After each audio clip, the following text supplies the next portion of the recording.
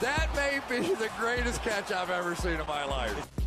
Okay, we are going to do something a little bit different in this video. Instead of going through and talking about some of the obvious winners from free agency, I mean, guys like Joe Mixon, Amari Rodgers, Derek Carr, Albert O, I mean, Deshaun Watson, James Conner, Christian Kirk.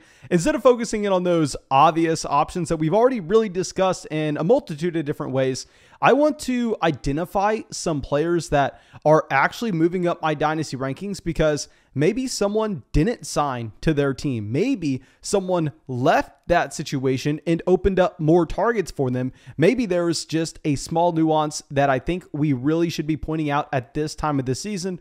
So, of course, before we get into it, go down there, drop a like, subscribe to the channel, and at the end of this video, if you think that I left off a player that should have been discussed, if you think, well, Mason, player X, wide receiver X for the Atlanta Falcons really should have been included here, and this is the reason, I would love to know your opinion because there probably are a couple other players that I need to be looking at adding to this list, and I would be happy to do so, but please let me know who I'm missing out on.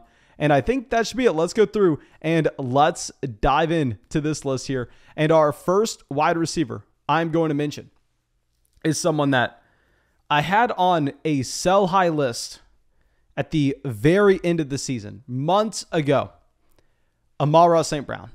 Now, with St. Brown, this is a player that I was saying we need to sell high on, despite him being a wide receiver one at the end of the season. He was a league-winning option, and I was coming out saying, yeah, he was a league-winning rookie wide receiver, but come on, look at the situation. At the end of the year, you had the injury to TJ Hawkinson. At the end of the year, you had the injury to DeAndre Swift. So Jared Goff, every time he dropped back, he was like, okay, am I going to throw the ball to Khalif Raymond or am I going to go through and throw the ball to Amon-Ra St. Brown? Of course, St. Brown was going to turn into a target hog. So I was looking at this production and I was discounting it. And the reasons for this is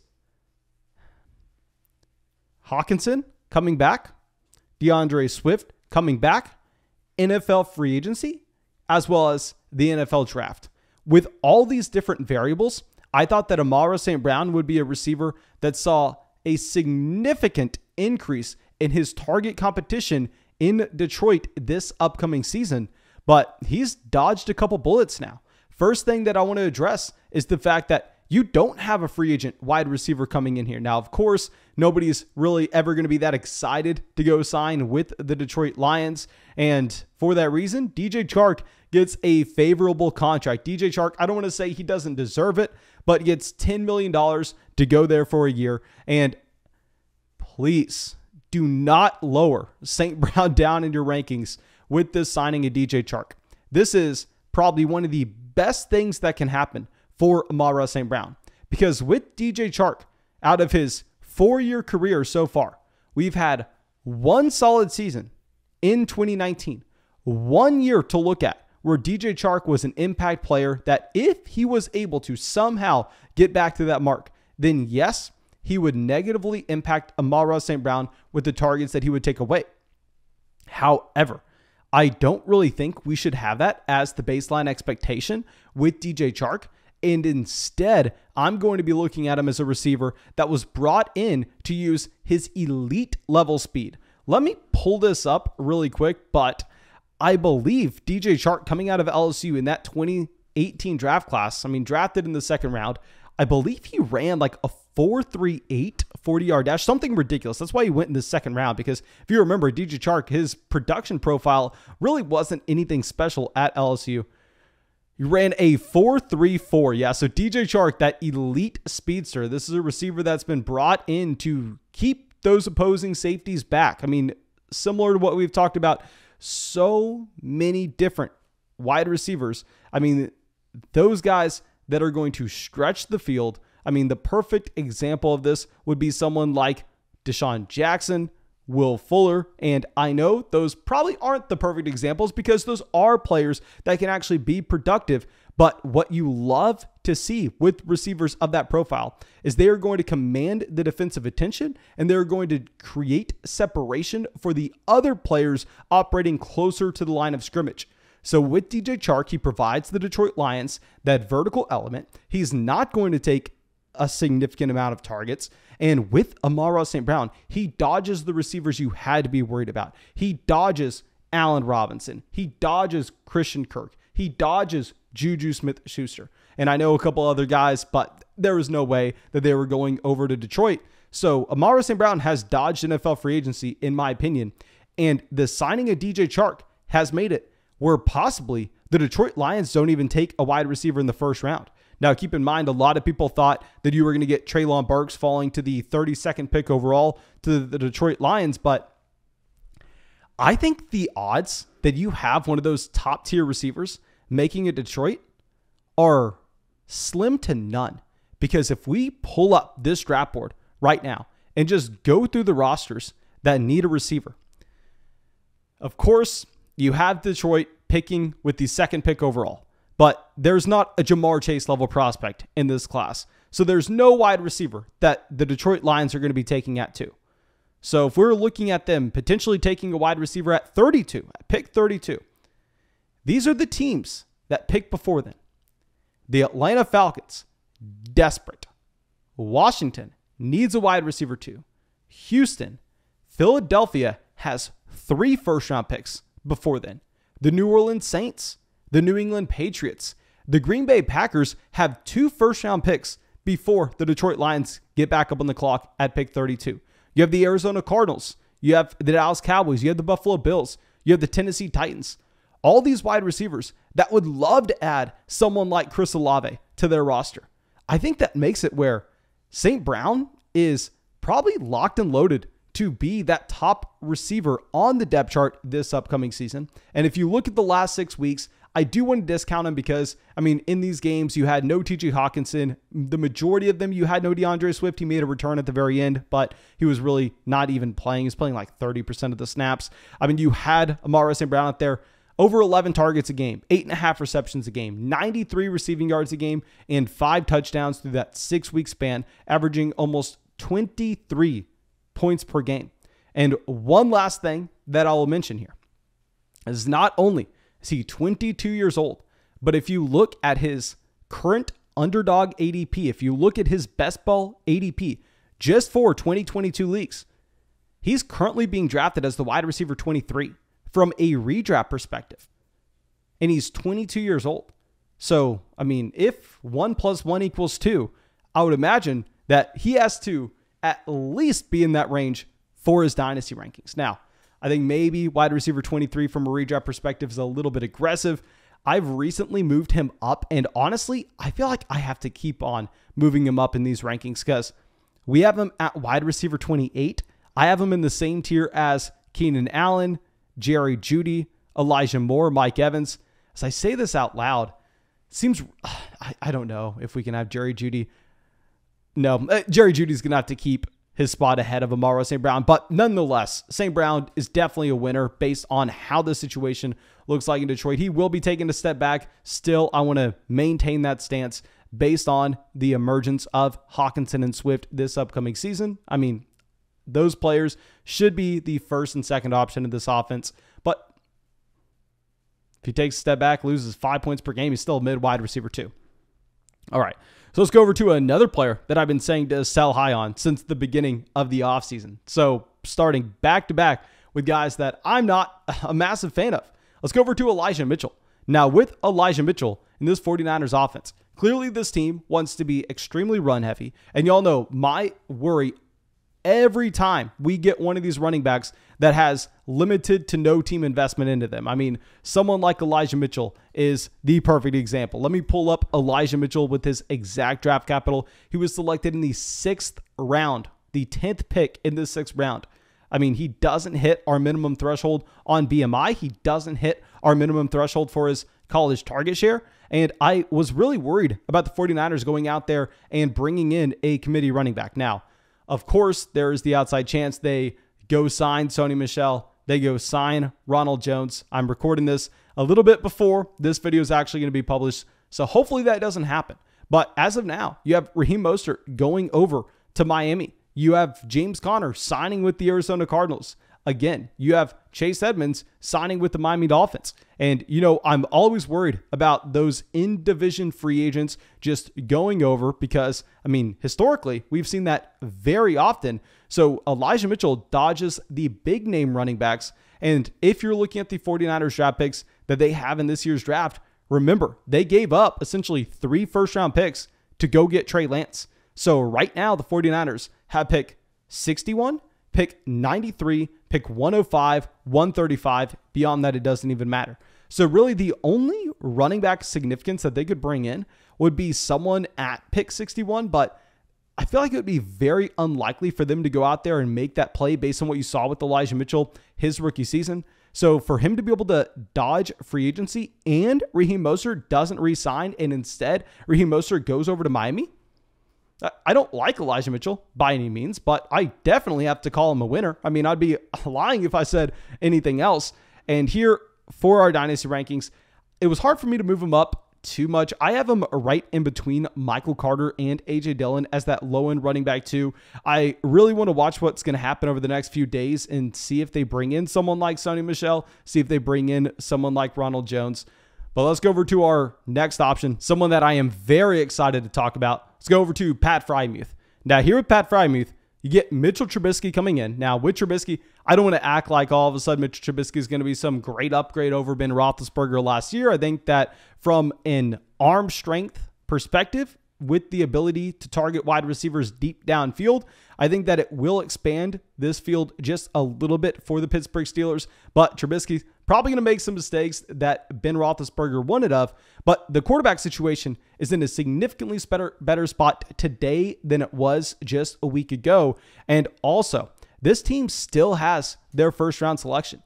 If Kenny Pickett were to fall to Pittsburgh, they can still go out there and draft Kenny Pickett in the first round if they want. They are not paying Mitch Trubisky the amount of money that would say, you know what, you're a guaranteed starter going forward. We're not bringing in any competition through the NFL draft. So Freiermuth, no matter what, gets the quarterback upgrade from Mason Rudolph, which is what we were expecting. I don't want to act like it wasn't.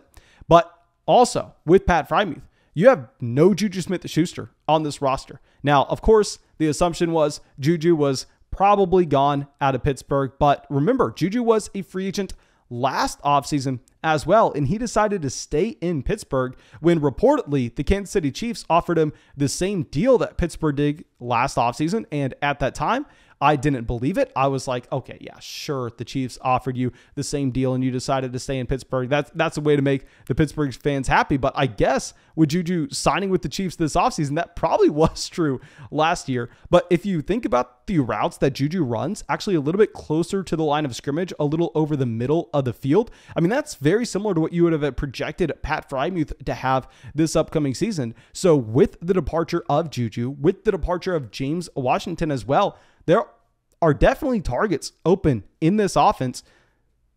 So more targets available, probably a higher efficiency mark with those targets at the same time, given the quarterback upgrade. Freiermuth is yet again another winner. Now let's keep it at the tight end position and let's go over to someone else that I have called a sell high at the beginning of the offseason. I hate to admit this. Dalton Schultz. Now with Dalton Schultz, I just have to sit here and take my L as I've done for I don't know how long. I was not expecting at the beginning of the offseason Amari Cooper to actually be let go because of the dead money on his contract. I was saying, well, yeah, they could save $16 million by letting Amari Cooper go. But I, in my mind, thought that Amari Cooper was still a talented enough wide receiver that they were just going to eat the $16 million, especially with the Michael Gallup injury at the end of the year. If Michael Gallup was healthy, it would have been a different story. But no, they say, let's save the $16 million. Let's let go of Amari Cooper. Let's franchise tag Dalton Schultz. So now in an offense that was number 1 in the NFL in points scored this past season, you currently have, 20% of this team's target share opening up.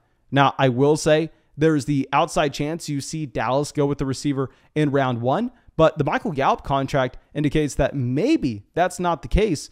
So if you have Michael Gallup signed there, keep in mind, Michael Gallup coming off a significant injury at the very end of the season. I think that you could see Dallas go into this upcoming year as is. I believe Cedric Wilson actually signed elsewhere as well. So you have the number 1B receiver with Amari Cooper and the wide receiver 4 leaving Dallas, and then you franchise tag Dalton Schultz. Let me pull up my dynasty rankings, see exactly how much we moved Dalton Schultz up. I had him at tight end 12. I'm definitely moving him ahead of Mike Gesicki. I don't know if we should be moving him ahead. I'm moving him ahead of Dawson Knox. You know what? If you're looking at Dalton Schultz, he actually out-targeted Dawson Knox this past season. And if you're looking at Dalton Schultz as well, I mean, you're not having O.J. Howard come into that situation. I don't really care too much about age at the tight end position in particular. So Dalton Schultz, moving him up to tight end 10. And actually, I'm going to move him up higher than this. He needs to be ahead of Cole Kmet. We're going to have Dalton Schultz at tight end 9. So now let's go over to a quarterback. Let's go to Daniel Jones. And of course, the reports were saying, well, maybe the Giants go out there and the Giants bring in Mitchell Trubisky. I mean, that was a big worry. Obviously, the new head coach in New York is a massive fan of Trubisky, but reports are saying that Mitchell Trubisky actually decided to go with Pittsburgh because he felt like it was going to be a much easier job to just take over as the starter, which would make a lot of sense, obviously. I mean, would you rather go up against Daniel Jones or would you rather go up against Mason Rudolph? Of course, you're going up against Mason Rudolph here. So Daniel Jones is now locked and loaded as the starting quarterback after free agency, because if we look at the draft picks New York has, they have pick 5 and pick 7. Now, of course, it's a possibility they go Malik Willis. Of course, that is in the range of outcomes. But based on everything that I have seen, it seems unlikely they decide to take that path. It seems more likely they decide to invest into their offensive line and their defense with those 2 selections, which of course would be an improvement for Daniel Jones. And Daniel Jones is a quarterback that already got a massive upgrade at head coach this offseason. Hopefully, somehow, some way, they'll be able to keep his receivers and his top option with Saquon Barkley healthy this upcoming season, which Daniel Jones really has never had this group staying healthy. I mean, think about it. Kenny Golladay down at the very beginning of the year. Then, Kadarius Toney down at the beginning of the year as well. You had Sterling Shepard start off real hot. Then Sterling Shepard go down. Kenny Golladay gets active. Then Kadarius Toney active. Kadarius Toney right back down. As soon as he flashes is that second he gets injured. So with Daniel Jones, I'm going to be moving him up to the top of our quarterback rankings out of the guys that you really don't know what to expect from this upcoming season. The reason I'm going to have him ahead of players like Carson Wentz and Baker Mayfield is the rushing upside. I mean, with Daniel Jones, we've seen him be able to get to 400 rushing yards in a year. And if you're able to get to 400 rushing yards in a year, that's going to significantly raise your floor and ceiling combination just from a fantasy football perspective. And I'm kind of happy to see how this team looks like after the NFL draft. Now, let's go over to our next wide receiver, and this is going to be Darnell Mooney. Yet again, y'all know someone that I'm not a massive fan of.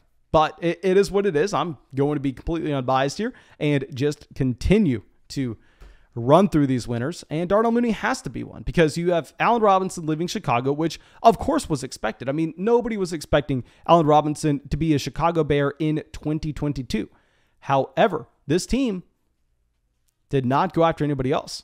This team didn't manage to bring in someone like Christian Kirk. This team didn't even bring in someone like DJ Chark. I mean, a lot of those top free agents ended up staying in-house. I mean, someone like Mike Williams, someone like Chris Godwin, they never even hit the market. So now Darnell Mooney looks like the alpha wide receiver 1 for Chicago.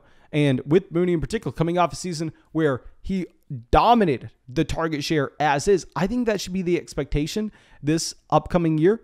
Now, with Mooney, I'm going to have him ranked, I don't want to say lower than most. I know the player I have him ranked directly behind, definitely most people would probably prefer Darnell Mooney over him, but I'm viewing it as if Chris Olave got drafted to Chicago, I probably would project Chris Olave 2 years down the road to be the wide receiver 1 there. But nonetheless, I think Darnell Mooney definitely has a safe spot as that low-end wide receiver 2, high-end wide receiver 3 going forward, and he has the age on his side as well. Now, of course, thank you so much for being a part of the flock and supporting the channel. I really hope that this podcast was able to help you out. Really hope that you were able to get something from it. My brain is fried from giving all these updates. Hopefully I can take a break sometime soon. And yeah, I think that should be it. Hope you have a great day and hope we get to see you with the video tomorrow.